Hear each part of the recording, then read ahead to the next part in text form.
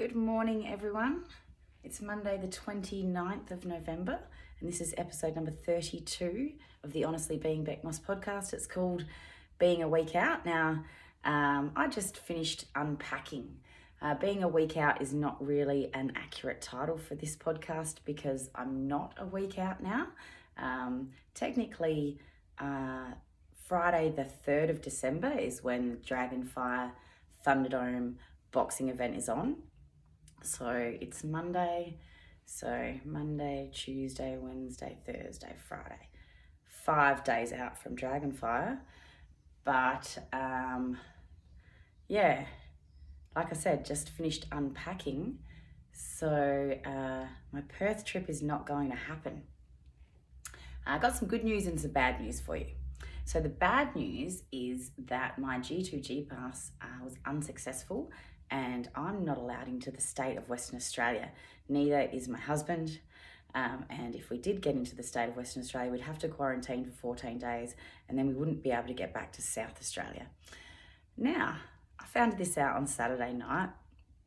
Got an email about my G2G pass being unsuccessful. And basically it means that they won't open the borders up for South Australians to come into Western Australia.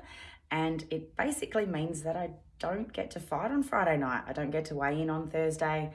I don't get to compete for an Australian light flyweight title on Friday night because of COVID. And there's nothing I can do about it. It's not the first time that this has happened this year. It's happened a couple of times. There was another fight that I was supposed to have after my debut and booked flights to go and do some sparring before that, and COVID buggered that up. And then COVID buggered up the actual event itself that was meant to be in Sydney. And then that got postponed and was going to be on a different event. And then that got postponed and then that got cancelled. And I don't think that event ended up happening. Anyway, so then I got on the Dragonfire for the Australian light flyweight title. And now, due to COVID, I can't get to Western Australia to be able to contend that title. Like I said, there's good news and there's bad news. So the bad news is I can't get into Perth, can't fight on Friday night. And the good news is that George Cambosa Jr. beat Teofimo Lopez yesterday and now is the unified world title holder, Australian. There you go. If you didn't watch the fight, it was a really good fight. George knocked him on his ass in the first round with a fucking clean right hand. It was a really good fight. It was a fantastic display of boxing. At first, it was probably more of a fight, and then, George really started moving his head well, boxed really well. It was a great fight. It was a really good reminder at the end of the fight. Teofimo Lopez was not satisfied with the decision. He believed that he won the fight 10 rounds to 2. Now, I've lost fights. I've lost a lot of fights. I've lost lots of my last fights. I haven't won a fight for a while. It's not good to say that I'm getting used to losing, but it's something that I'm becoming a lot more accustomed with. But I can tell you right now, never once have I lost a fight and gone up and said to anyone that I thought that I won. I've thought that I've won fights, but I've never ever said it out loud or posted it in writing and said I won that fight and the judges were wrong. And that's what Teofimo Lopez did. He came up and said, I won that fight. I won that fight 10 rounds to 2. Didn't really have any dignity with the loss. And I really think that when you lose a fight, you really do need to respect the other person. They did everything that they could do to stop you from winning. And if you didn't win, then you have to deal with that.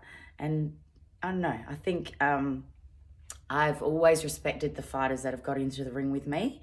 And whether I've won, lost, or I've never drawn any fights actually, a win or a loss, I always try to be as humble as I possibly can at the end of the fight. When I'm waiting to either get my hand raised or not raised, I'm standing in the middle of the ring, and never once have I thought, unless there's been a stoppage, which I've had a couple, but and against me as well in my last fight. Standing in the middle of the ring with the referee holding onto both your hands, and you're looking down, you're wondering, did I do enough? Did I really do enough? Did I put in enough in the rounds that I had? Did I hit her enough? Did I not get hit enough? Did I get out of the way of enough shots? Did the judges think that I won? Did I win? Did I? And then, boom, sometimes you get your hand raised and sometimes you don't. And there's not much that you can do about it afterwards except learn from it and become better. So, like I said, there's good news and bad news about what's happened here. Bad news is I don't get to fight on Friday night, and I really feel like more than any other fight that I got ready for.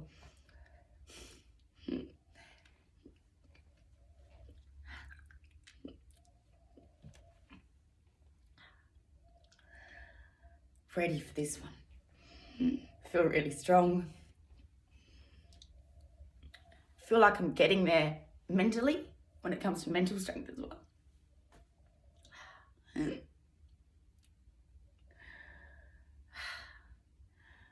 But the positives that are coming out of this is that physically I feel better than I've ever felt before. And I've said that a couple of times in my life, but I feel even better than I did when I was getting ready for world title selections in Canberra. Physically, I feel like I'm at my peak and that I don't see any limits. I think I can keep going. Like physically, I think if I can keep myself in the right mental state, that I can see how my body can get stronger and stronger, and I can get fitter and fitter, and I can, become a better and better athlete and a better and better boxer.